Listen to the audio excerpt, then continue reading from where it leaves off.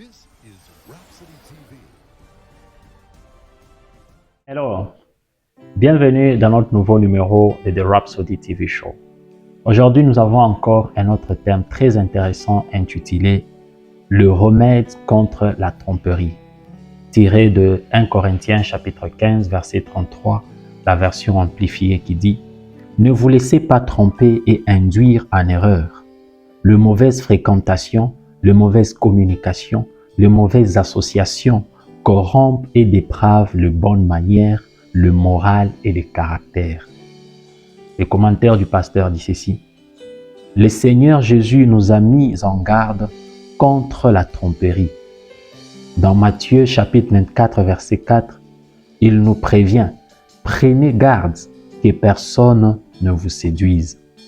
Dans ses épîtres, l'apôtre Paul a mis en garde à plusieurs reprises contre les dangers de la tromperie. Remarquez qu'il dit dans les textes d'introduction, ne vous laissez pas tromper et induire en erreur, parce qu'il est facile d'être trompé. La stratégie principale de Satan pour faire dérailler Ève a été la tromperie. Dans 2 Corinthiens chapitre 11 verset 3, Paul l'a bien saisi lorsqu'il dit « Toutefois, de même que le serpent séduisit Ève par la ruse, j'ai craint que vos pensées ne se corrompent et ne se détournent de la simplicité à l'égard de Christ. » Par conséquent, en comprenant comment Satan a séduit Ève, vous pouvez savoir comment les dévancer et éviter que vous aussi et les autres ne soient séduits. Remarquez que Paul s'adressait au peuple de Dieu lorsqu'il a dit « Revenez à vous-même comme il est convenable et ne péchez point, car quelques-uns ne connaissent pas Dieu. » Tiré de 1 Corinthiens chapitre 15 verset 34. La connaissance de Dieu maintient donc votre cœur là où il faut. Alors, focalisez votre esprit sur le bon sujet. Positionnez votre cœur dans la bonne direction. Le remède contre la tromperie est donc la connaissance de la vérité. La connaissance exacte de la parole. Celle-ci délivrera et protégera n'importe qui de la tromperie. Gardez à l'esprit ce que les Béréens ont fait dans Actes chapitre 17 verset 11, la Bible dit « Ces Juifs avaient des sentiments nobles que ceux des Thessaloniques.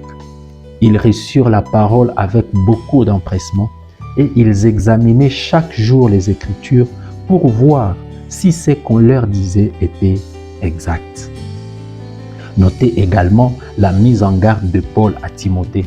« Efforce-toi de te présenter devant Dieu comme un homme éprouvé, un ouvrier qui n'a point à rougir, qui dispense droitement la parole de la vérité. » Tiré de 2 Timothée chapitre 2 verset 15. Quelle merveilleuse rhapsodie! Le pasteur est en train de nous parler sur un sujet très simple qui est celle de ne pas trop tomber dans la tromperie. Quelqu'un nous avait raconté une histoire un jour, il nous avait dit quand on est en train d'apprendre les banquiers à détecter le faux dollar, on les apprend à connaître le vrai dollar. Il nous a dit que le banquier passe des années et des années en étudiant seulement le vrai dollar. Il peut passer 5 ans en train d'étudier le vrai. C'est là pour dire que le jour où le faux viendra, directement il sera détecté. Parce que le faux, il existe beaucoup. Il existe beaucoup de faux, mais il n'existe qu'un seul vrai. Voilà pourquoi Jésus-Christ était en train de dire « Ta parole est la vérité ». Il n'y a que la parole de Dieu qui soit vraie. Alors si nous étudions plus la parole de Dieu, le jour où le mensonge viendra, nous le saurons. Voilà pourquoi nous ne devons pas avoir de mauvaises compagnies. Ces mauvaises compagnies peuvent nous induire en erreur. Mais quand nous étudions la parole de Dieu, nous ne serons pas de ceux qui disent « l'expérience m'a rendu sage ». Mais nous serons de ceux dont la parole a rendu sage et ils vivent une bonne expérience dans la vie. Merci beaucoup d'avoir suivi cette rhapsodie. Vous pouvez faire cette prière après moi. Vous allez dire, cher Père, je te remercie pour la connaissance de ta parole dans mon cœur, qui me fait marcher dans la foi, la domination, la gloire et la puissance. Grâce à la connaissance révélée de ta parole, je vis au-dessus de la tromperie, de la ruse, de la manipulation et des mensonges de l'adversaire. Je fonctionne dans la victoire absolue, maintenant et toujours, au nom de Jésus. Amen.